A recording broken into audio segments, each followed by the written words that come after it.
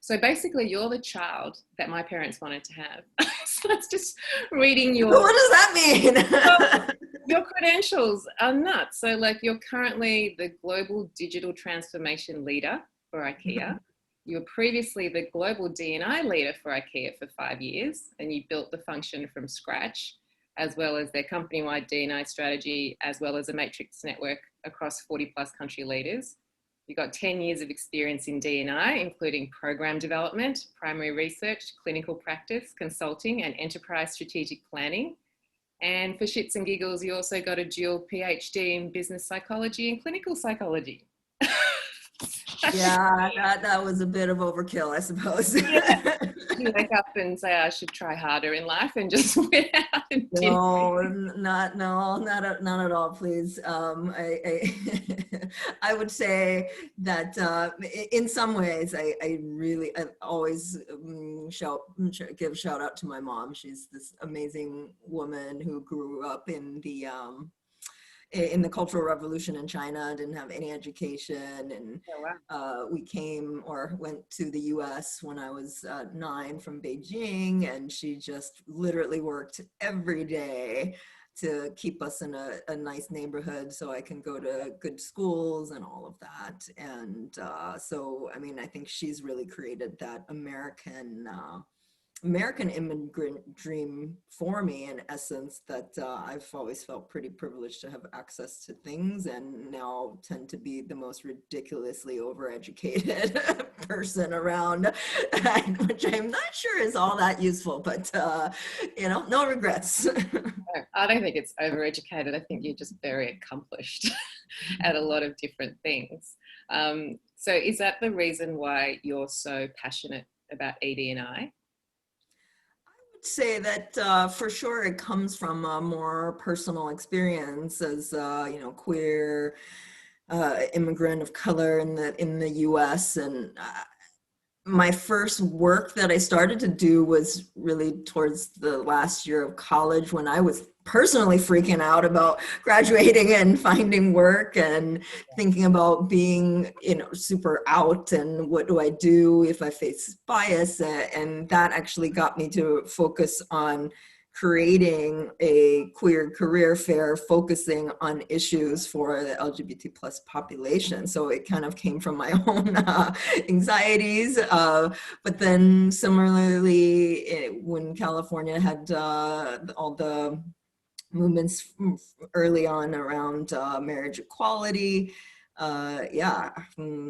I actually had a pride sticker on my car and was vandalized, and the person actually left like a hate letter, if you will, on the car after vandalizing it. And this kind of terrible experience that then it got me more involved, of course, with marriage equality. So I think for me, it's been personal experience that kind of hit me in a way that, in realizing, like, of course other people are dealing with this, so how do we find ways to to address it together, and always joke around about being a professional queer, because so much of my career has been revolved around the LGBT plus community and advocacy and rights, and I've just kind of followed my passion in that way. So yeah. Yeah, it's kind of it's kind of the ultimate career path, though, isn't it? To get paid for being you and being passionate about it. So I think that it's amazing that you've been able to do that, because I think so many people I think haven't had that, I guess, that ability to kind of transcend those obstacles and those challenges. Yeah, I mean, I feel very grateful and lucky in many ways.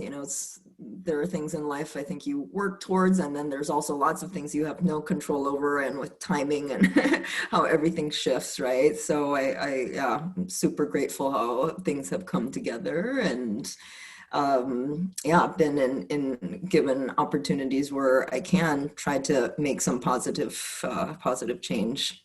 Yeah. And so, like, obviously you're ridiculously accomplished in a professional and an academic capacity. So what are the other aspects of Thai? Like, yeah. I mean, like I said, like on the beach, like. What else is there to tie? Yeah, I mean, I think, as I said, a huge part of me comes from my mom and just seeing how determined she is, even though we are so different. But that she has given me so much to be who I am, and has always told me to kind of pursue what makes me, what drives me, which is fantastic. But yeah, fun wise, I mean, love to travel, but also am very stubborn about it because I won't travel to places that don't recognize LGBT plus unions in some way. One, for safety for my wife and I, and two is just, yeah, like the stubbornness, like if you don't recognize rights of people, I will not give you my queer money. Well, makes perfect sense to me. It's not anything. But yeah, otherwise, definitely an adrenaline junkie. Love to surf, ski, snowboard. Love to jump off of things, diving and things like that. And definitely a crazy cat lady. Awesome. We have to go surfing one day. Ooh, you surf? Yeah, well, I'm not very Nice. well, but I do. Yeah, no, me neither. It's all for fun. We'll have to meet somewhere, like maybe in Bali or something like that. Well, I can't Bali, unfortunately.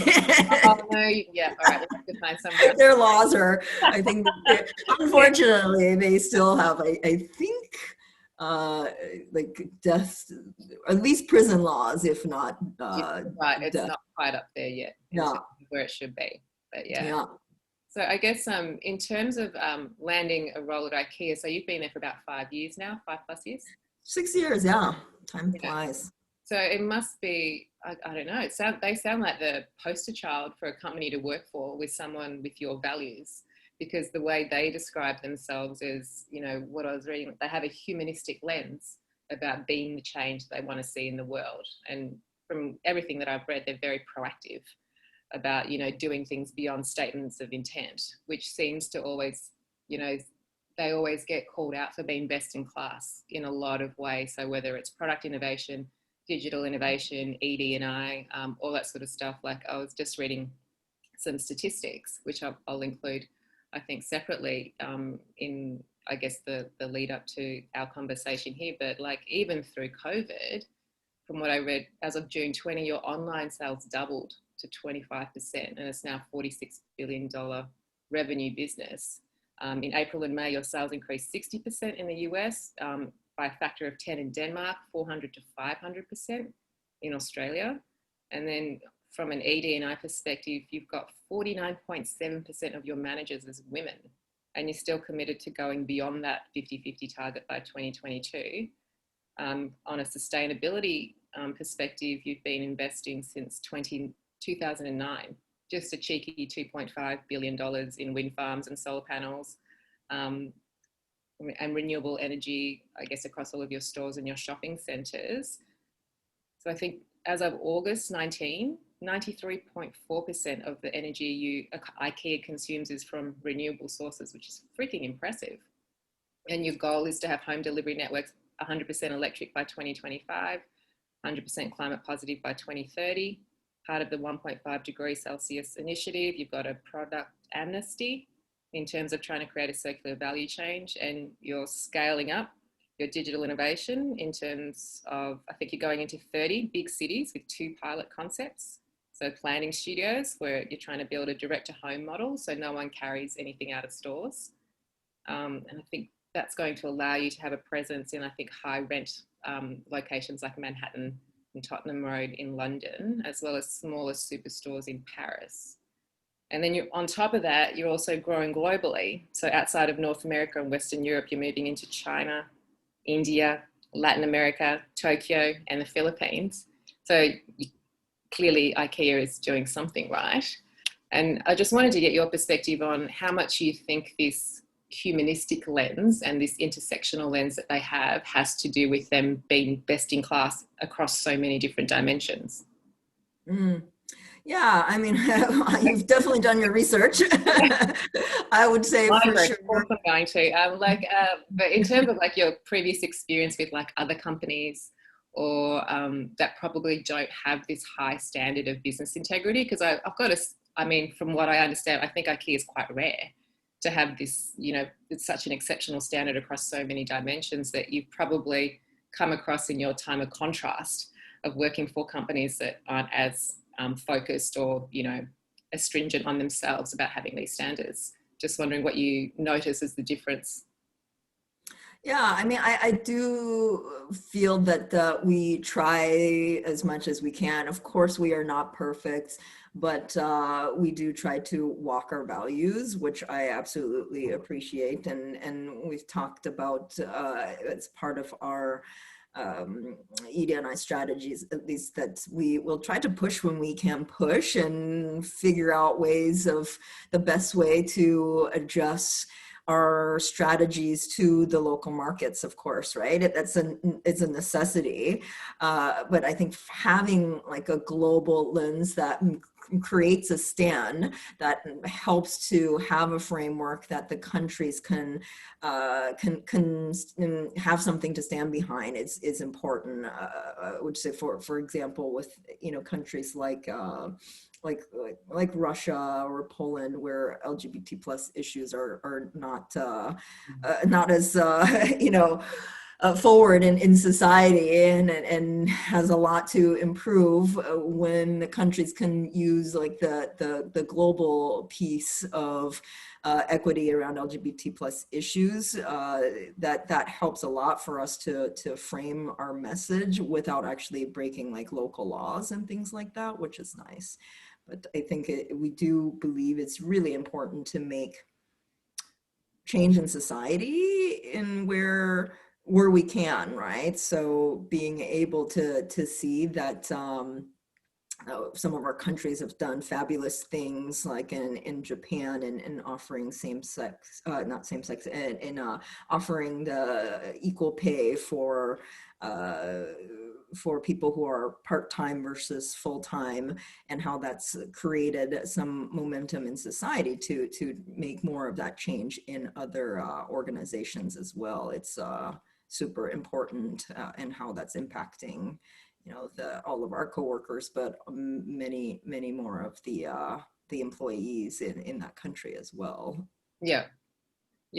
And then I guess, given that IKEA has, I guess, a certain level of control over its offices in all the different countries, so by providing them with, I guess, a global framework and then allowing them to interpret it at a local market level, that's relevant to their specific context and where they are on specific issues of sustainability or LGBTQ plus things. How, obviously you work with a number of different partners as well across your supply chain, digital partners, creative partners.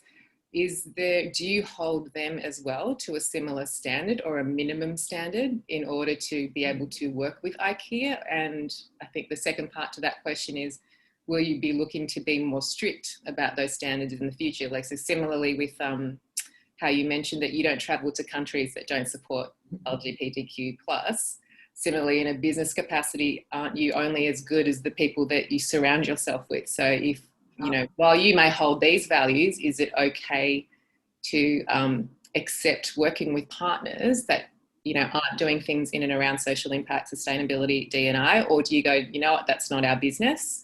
No. They'll sort themselves out in their own time as long as they're meeting a certain minimum standard.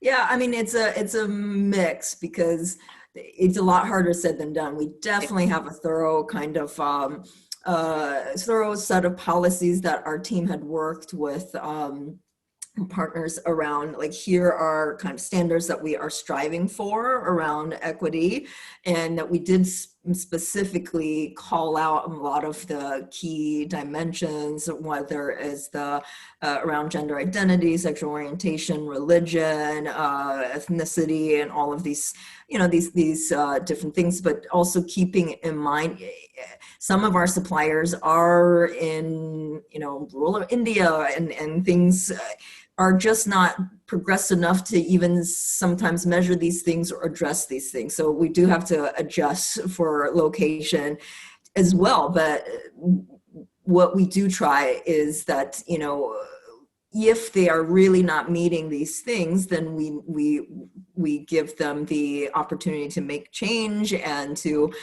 even possibly partner to try to create change. But otherwise, if it's a flat refusal to change, then we do try to sever those ties, because of course it's important to live our values in that sense. But again, it's so much easier said than done, right? Because it's a very complicated kind of process to view from all the different lenses that the people are coming from.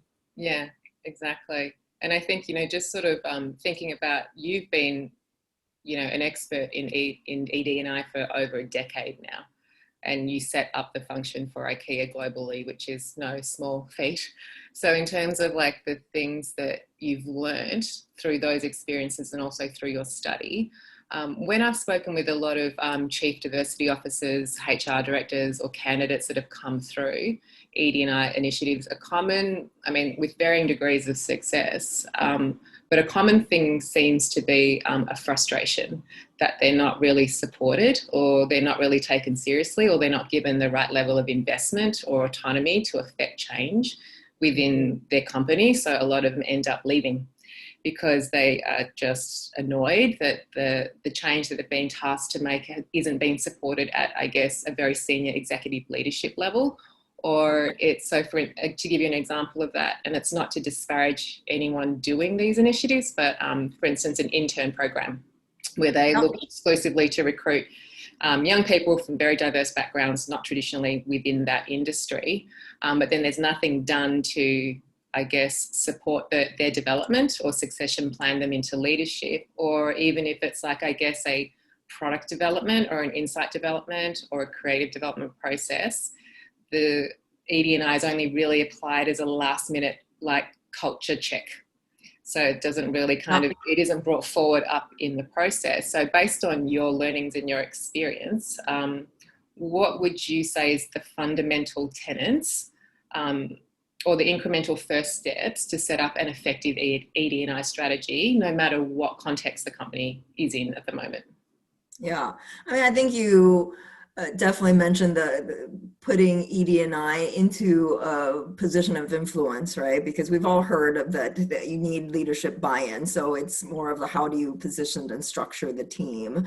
And within IKEA, that was definitely very much done right, where, being on the inaugural team, we really all worked together to create our strategy, our network together. And my boss at the time, she was positioned at level 2 leader. So being able to be able to sit at the table, and then for us to be able to also have enough influence to do the work was extremely important to moving the agenda, right? Yeah. And then I would say the other thing that worked really well for us that I would say we followed pretty well when it comes to best practice was to really start from creating an enterprise-wide strategy, so that it wasn't about these like standalone kind of events, if you will, right? Because what I see, especially now with the current state of the world, where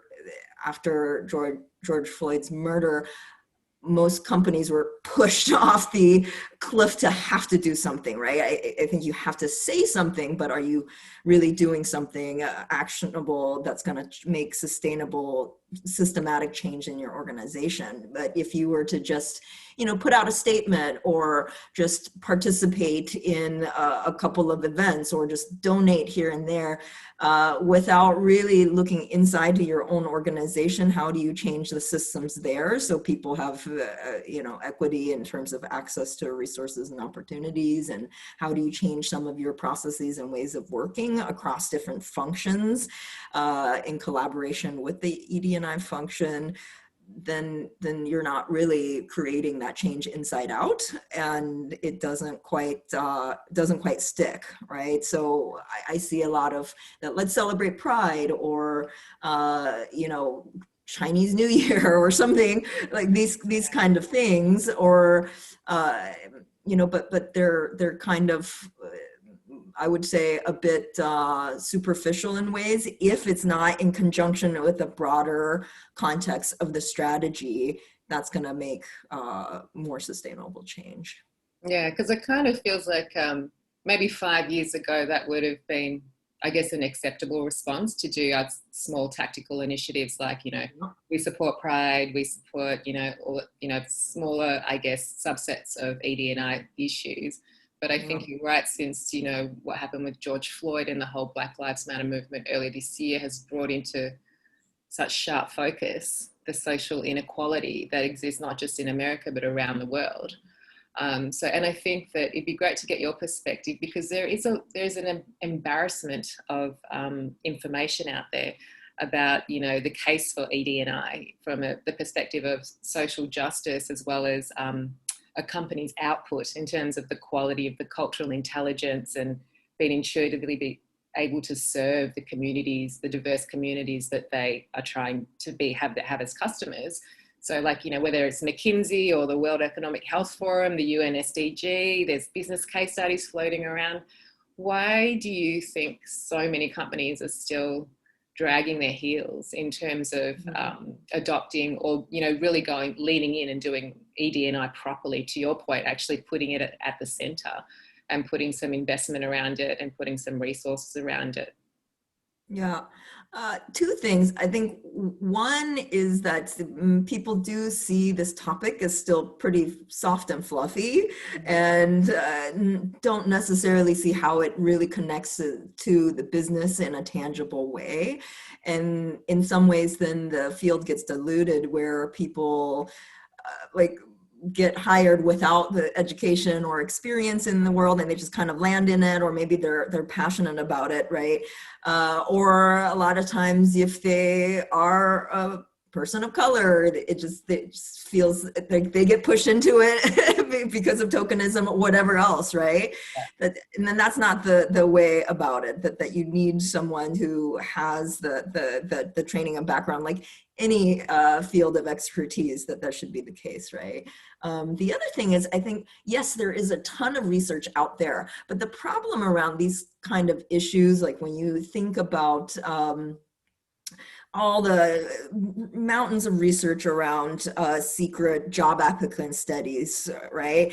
All over the world, at all kinds of different levels of the organization. And again, no matter what topic is on, we see that there's a huge disproportionate level of callbacks and hiring for people in the minority groups. And we see it, but what we see also is that it always is this concept of out there, right? Because even when you ask the hiring managers thereafter, you can see that they genuinely care about equity, and they themselves believe in it, and they think that their organizations do as well.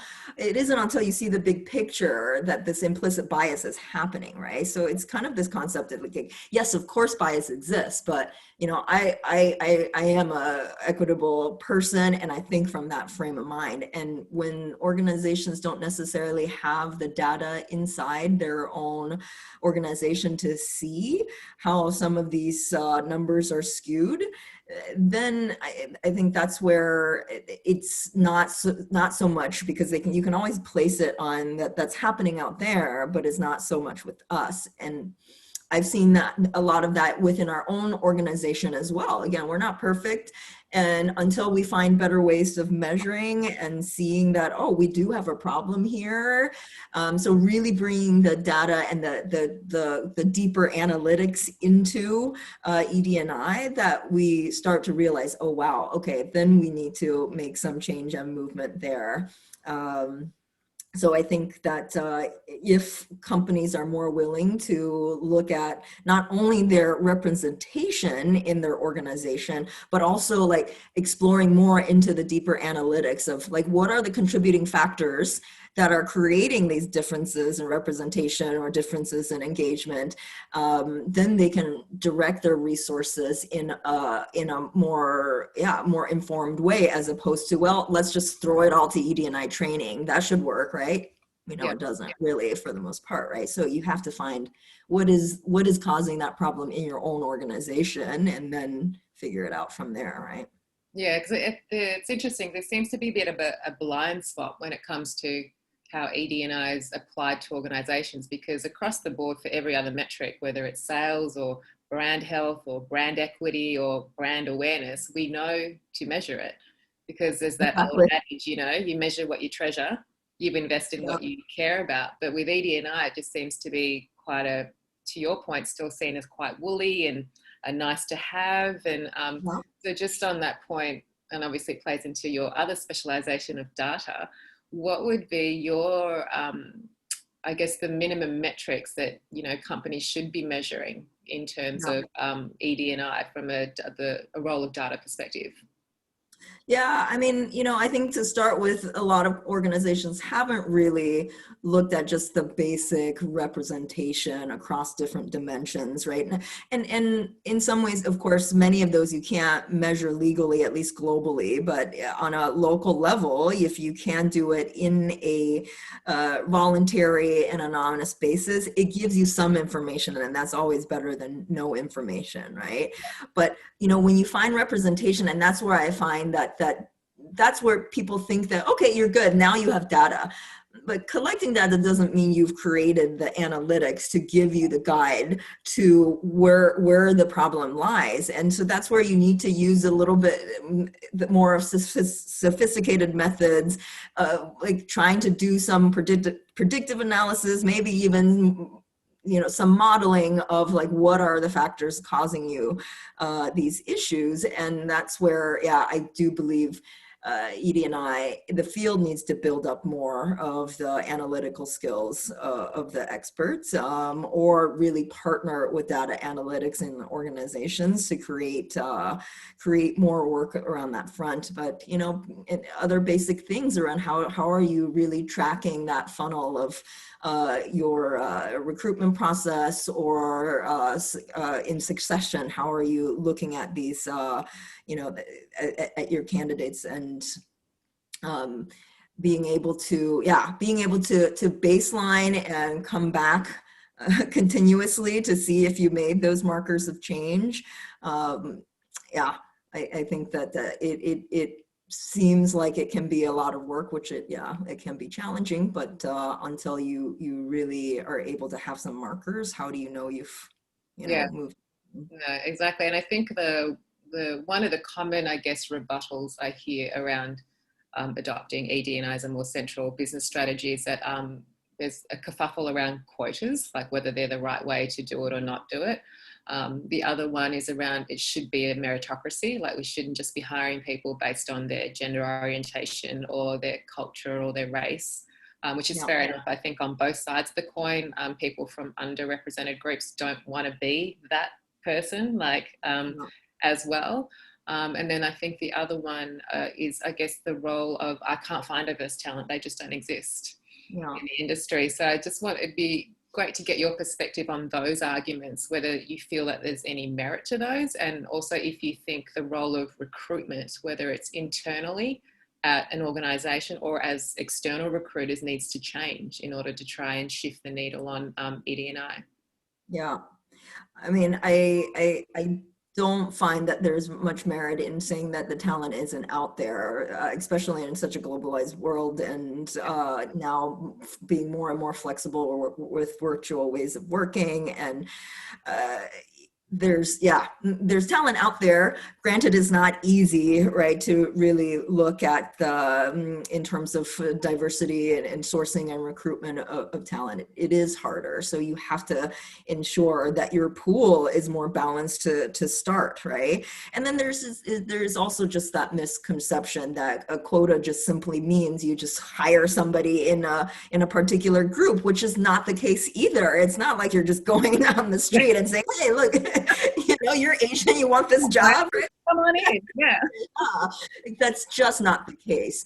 And that's where I think the HR organizations within companies need to do a lot more of that education around what does that mean. And even I've seen a lot of HR professional have misconceptions what that is if they are not necessarily working with recruitment or ED&I, right? So yes, I do agree that we have to develop our recruitment teams more with the ED&I lens, because especially there's so many areas where bias can come in, right? From the get-go of wording in your job applications to your pool to how you're, looking at resumes and filtering out personal information, and then the interviews, how you structure them, the questions, right? And when you even like evaluate people afterwards, all of that. So if you are, and that's what I mean, if you are creating a partnership with those functions to change these processes to ensure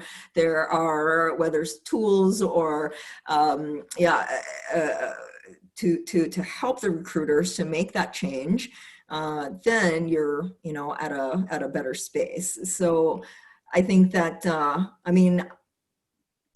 quotas are a difficult thing, but I still think that in some ways it is something we're all still striving for if we're looking at things like binary gender representation, right? You mentioned our like 50-50. And if you think about it that way, that is kind of a quota goal, right? and to me, it's about, let's make these kinds of goals a realistic one that reflects reflects the president's prevalence of those particular groups in your particular context, right? So just like you wouldn't say all of a sudden, well, I'm going to aim for 95% female in leadership. You wouldn't say, I'm aiming for 50% people with disabilities, so on and so forth. It's just, right? The idea is you should have a normal distribution of however these populations are in your own country or context, right? So you're trying to represent that same distribution. And you are putting those systems in place so that there is a fairness in access, and also not just hiring anybody willy-nilly, right? So once you put it, that strategy into place, it should work for everyone. It's not about, favoring specific groups. And that's, I think it's hard to see in the world. Yeah, because I think what some people forget is that the quality of the candidate lens still is there, even if there is discussions around quota. Because, if you look at what's just happened with RBG's replacement on the Supreme Court, like, she's a woman, but I would argue she's probably going to set back the ED&I movement by a couple of decades. So, it's not just about the demographic specs of the candidates, actually the quality of their character too, which is always the whole premise of ED&I. But I think, unfortunately, that the conversation sometimes gets short-circuited as an in place of. It's like, I think people within the dominant caste feel that they're going to get replaced by someone from a minority group just because they are a minority group, and their talent will have nothing to do with it. But I think that's kind of, it feels like that's the evolution of the conversation. If we're going to actually really move the needle around it, is that, of course, everyone accepts as a quality lens that goes with these quotas. But I think because the imbalance is so great at the moment, even from a gender diversity perspective, I think we haven't moved the needle very far in terms of female CEOs in the top Fortune 500 companies in the world or something like that. I think there's nothing wrong with quotas if the right quality lens and intention is applied around it. Yeah, I think it always comes off, because it's human nature, right? Things come off as a zero-sum game when really the idea is a win-win, and we see a lot of data out there in terms of the projections and estimates around if we get others into the working population, the GDP is going to go up and the economy is going to be better, and that means better pieces of the pie for everyone, right? And I like to use like the simple like ramp effect kind of analogy in that, if we're making little ramps for people with access, whether they're wheelchairs, right? And you can argue like, okay, we're spending money on creating ramps for a special group of people that doesn't represent that much of the population. But once you create that, you actually create access for so many other people, right? Whether it's Yeah. moms with strollers, people on skateboards, or Yeah. whatever it is, right? So the idea of creating something that meets the needs of your most disadvantaged groups, likely it's really just going to contribute to better access for others as well. Mm. So Yeah. yeah, I think it's trying to see, have a different mindset. But of course, from a humanity perspective, I think it's hard not to see a zero-sum game. Yeah.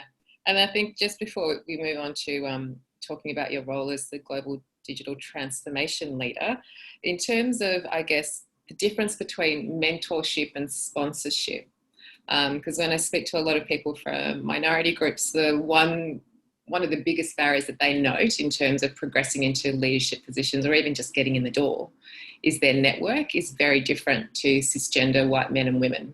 So, and there are mentor groups out there that are doing a great job for connecting, I guess, younger or emerging talent in across a range of industries to senior people that of influence. But from what I understand, the difference between mentorship and sponsorship, and I think some mentors do it anyway, they take a more active role in actually shepherding that talent through and getting them that next critical experience, that next promotion, whereas sponsorship is very acutely around that. Do you think that, sponsorship is something that more leaders should be participating in terms of looking for people from underrepresented groups and going, I am going to help you with your career. I'm not just going to meet you for a coffee once a month and give you some nice advice that may or may not help you. I'm actually going to shepherd you through to your next step or for the next year that we're together or however long it is. Yeah, I mean, absolutely, right? Because that's really where you're going to make the tangible changes and having access to the next opportunity. And I've had that experience myself where, as you said, it was a mentorship relationship, but that, she did take it to that next level. And I would say that I've tried to do that with my mentees as well. So I think we all can feel kind of that difference in being able to offer support, but also being that how important it is to be able to offer some tangible opportunities to be visible, to get stretch assignments, and in a way that you can show your leadership capabilities. Yeah, I definitely hope that we see more and more of these kinds of programs for sure. Yeah, because I think I was lucky as well in my career. It was flanked by about 5 white men and women that were very, very good to me in terms of developing me as a person, but also my operational and my strategic, I guess, acumen in the space. So I don't think I would have achieved the positions I got to without their support. So it makes me wonder that people that weren't as lucky to experience the people that I did in my career, they kind of miss out on any further progression. So yeah, no, that was just a good thought to it was a thought I was just having, whether there needs to be a more concerted approach around sponsorship. Yeah. Cool. So moving on to your other hat, the Global Digital Transformation Lead. So IKEA's mission is to create a better everyday. What is it? Create a better everyday life for people with big needs, big dreams, but thin wallets by increasing affordability, convenience, and sustainability. And from my migrant research, you guys have been ahead of the curve for a super long time, like one of the first to do click and collect programs. You've launched AR platforms like IKEA Place. You've overhauled your food supply chain, which is a $2 billion business. You've recently acquired Geomagical Labs to increase your AR capabilities. You're training 175,000 employees up on new digital systems. You've collaborated with Sonos on lamp speaker innovations. You've got self-driving car investments. And you're also doubling down still on top of that on digital investments and have a very ambitious 3-year strategy to turn the business model from getting people in store to one that offers home delivery at an affordable price, if I've done my migrant research correctly, but still has a physical presence in big cities. So as the global digital transformation leader, what does that actually involve in this? Like, what do you Yeah. how do you describe to people Fancy what title that nobody understands. Sometimes I I know, don't even. super smart, Yeah. super complicated, and I don't know when you sleep, but I'm just like, I think, yeah, what do you do? The simple thing around that is more around the fact that we are not a digital company, right? And that we've come to realize we need to really build that. And a few years ago, we started to create a digital organization within our company, because previously we pretty much outsourced digital talent, except having some of the key IT folks to do the day-to-day work that needs to be accomplished. But now it's this huge, massive in-haul of bringing all of that, as much of what is competitive and strategic from a digital perspective in-house, so that we can create a better customer experience as well as coworker experiences. So for me, I mean, I don't have the tech background at all, actually. So the role is more of kind of a change management, organizational development type of role, where we act as kind of the support and the enabler of creating this digital organization within the company. So it's a lot of stakeholder management and a lot of, I guess, whip cracking as far as how do you integrate all these different pieces together, because, you know, when you're looking at digital tools we need to serve customers or coworkers, there's so many different areas that it touches, right? Whether it's marketing or sales and the actual people, the developers who are building it. So you need those who are kind of creating that conversation in between, and to create some of those strategies in moving forward. So yeah, I do see how that's, of course, been so much in our advantage recently because of COVID, right? I mean, we were so lucky as to have been on this journey already for a couple of years, so that now our digital organization it isn't mature yet, but we've gotten a lot of that talent in-house. So when COVID happened, we were easily able to really switch our modes and ways of working, so that, yeah, our sales actually have been pretty good and mostly generated from the digital sources. And so that investment definitely will continue, because yeah, there's just the demand and the drive for it around the world.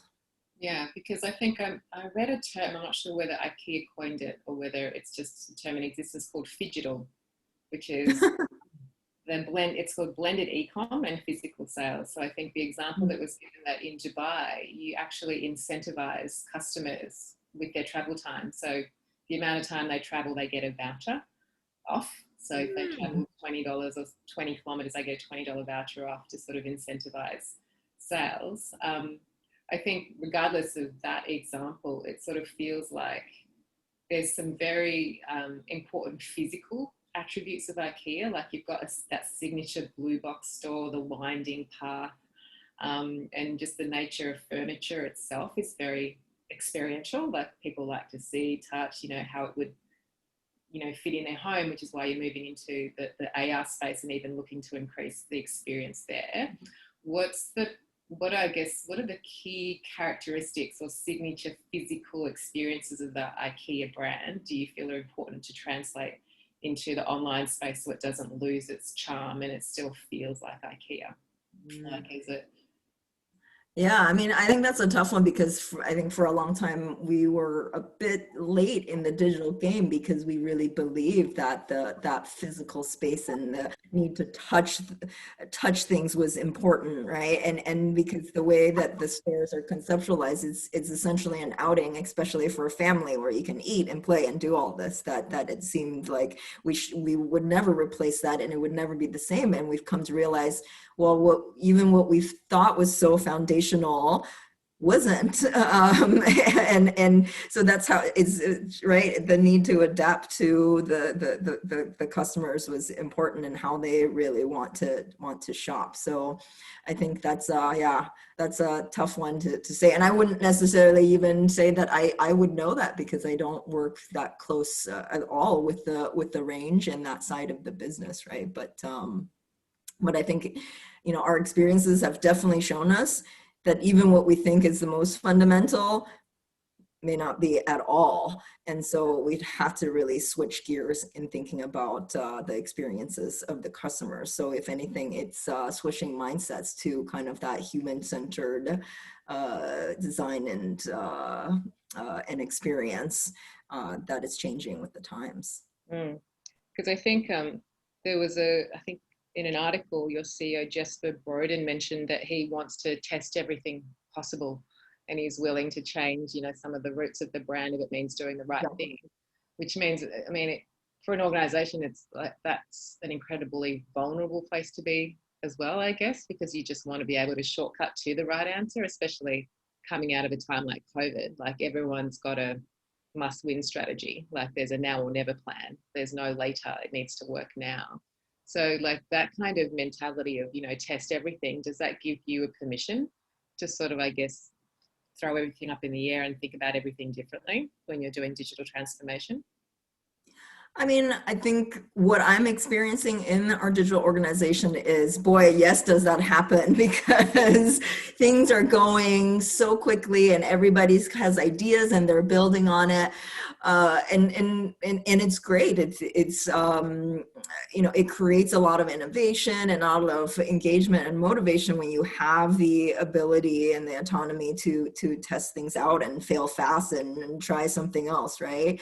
And then the downside is more like when it's just happening so fast, you don't necessarily have, or you are not necessarily taking the time to really assess your stakeholders and see if also similar things are being done elsewhere. So sometimes there's that risk of redundancies, and I see that as well, right? So it's like, how do you find that magical balance of trying and failing fast, but also taking into account to all the different stakeholders, so that you're not siloed in your work and you're not doing something that's already been done or halfway done elsewhere.